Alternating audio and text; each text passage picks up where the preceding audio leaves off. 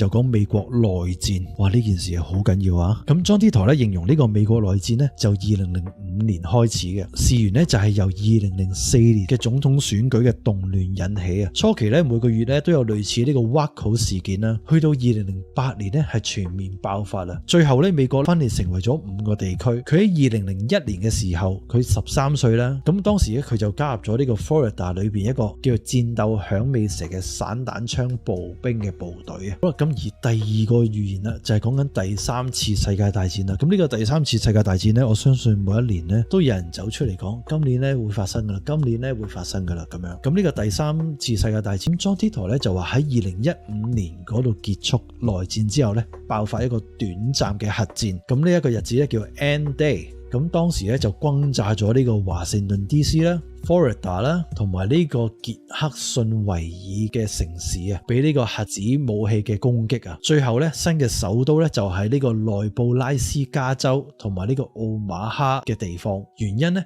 係邊界嘅衝突啦，同埋人口過剩嘅問題。咁仲有啲其他預言咧，就例如佢話2004之後咧就再冇奧運啦。咁亦都話咧瘋牛症係會肆虐全球咧，造成一個極大嘅傷亡嘅。咁 John Titor 亦都描述過2036年嘅世界咧，佢就話2015年嘅核戰咧係死咗30億人，北美嘅城市咧係完全毀壞咗啦。美國咧就分為咗5個區啦，每一區咧都有自己嘅總統、聯邦嘅統治方法。生活咧回歸非常之簡樸啊，佢哋咧會做翻本地種植嘅食物啦，自己咧養一啲牲畜啦，變翻咧多咗閱讀啦，計數會心算啦，同埋咧會演奏樂器等等呢一啲比較回歸自然嘅生活啦。咁仲有咧農業同埋工業嘅學校咧會重新流行翻，人